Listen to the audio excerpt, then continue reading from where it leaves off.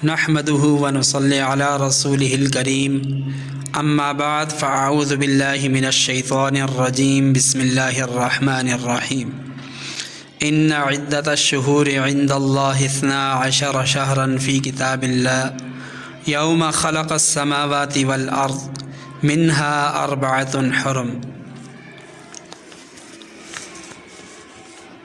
رجب کا مہینہ چل رہا ہے اور رجب اسلامی سال کا 7واں مہینہ ہے۔ اس مہینے کی فضیلت احادیث سے ثابت ہے، اس لیے اس فضیلت کو حاصل کرنے والے اعمال کرنے کی کوشش کرنی چاہیے۔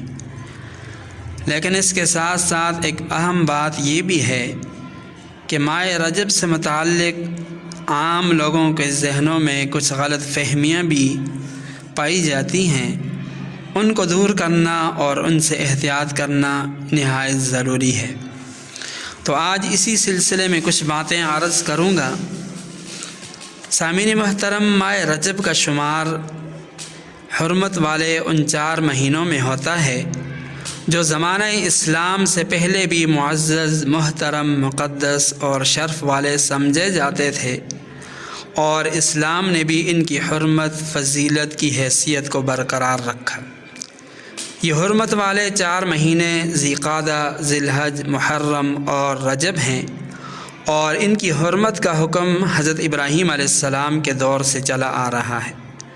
چنانچہ زمانہ جاہلیت کے مشرکین بھی ان کا ادب و احترام کیا کرتے تھے، اور ان مہینوں میں قتل و قتال، لوٹ مار نہیں کرتے تھے۔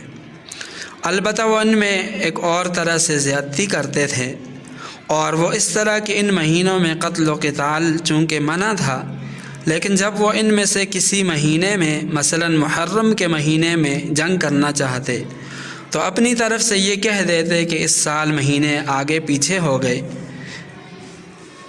محرم کا مہینہ آگے چلا گیا اور یہ مہینہ سفر کا ہے اور اگلا مہینہ محرم کا ہوگا، اور محرم میں جنگ کرنا حرام تھا لیکن اپنی طرف سے اس میں حلال کر لیتے، اور سفر میں جنگ کرنا حلال تھا تو اس کو اپنی طرف سے حرام کر لیتے۔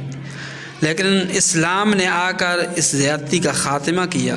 چنانچہ ایک روایت میں بھی ہے، نبی پاک صلی اللہ علیہ وسلم نے حجۃ الوداع کے موقع پر فرمایا کہ زمانہ گھوم پھر کر اسی حالت پر آ گیا جس حالت پر اس وقت تھا جب اللہ تعالیٰ نے آسمانوں اور زمین کی تخلیق فرمائی، اور فرمایا کہ سال 12 مہینوں کا ہے، اور ان میں سے 4 مہینے حرمت والے 3 پے در پے ہیں، ذی قعدہ، ذی الحج، محرم، اور چوتھا رجب جو جمادی الاخری اور شعبان کے درمیان ہے۔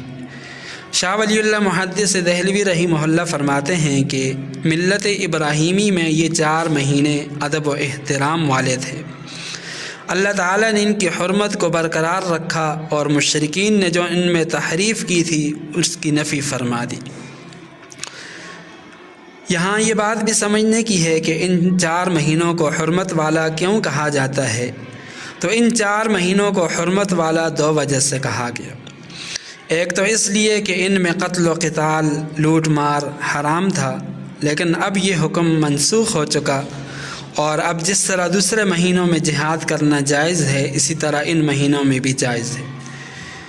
دوسرا اس لیے کہ یہ مہینے بابرکت اور قابل احترام ہیں، ان میں عبادت کا اجر و ثواب زیادہ ملتا ہے، اور ان مہینوں میں جہاں نیک اعمال کا اجر و ثواب دگنا ہو جاتا ہے، اسی طرح گناہ کے ارتکاب پر وبال بھی دوسرے مہینوں کی بنسبت زیادہ ہوتا ہے۔ چنانچہ امام ابو بکر جساس رحمہ اللہ نے احکام القرآن میں لکھا ہے کہ ان مہینوں کی خصوصیت یہ ہے کہ جو ان مہینوں میں عبادت کرتا ہے اس کو دوسرے مہینوں میں بھی عبادت کی توفیق اور ہمت نصیب ہوتی ہے۔ اسی طرح جو آدمی ان مہینوں میں اپنے آپ کو گناہوں سے بچا لے اس کو دوسرے مہینوں میں بھی گناہوں سے بچنا آسان ہو جاتا ہے۔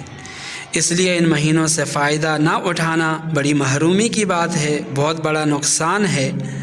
تو کوشش کریں کہ ان ایام میں خوب اللہ تعالیٰ کی عبادت کریں تاکہ دوسرے مہینوں میں بھی عبادت کی توفیق نصیب ہو۔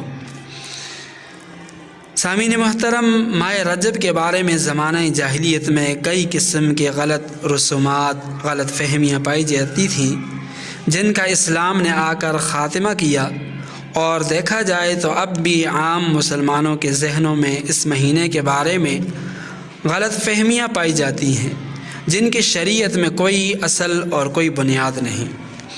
ایک غلط فہمی روزے کے بارے میں ہے۔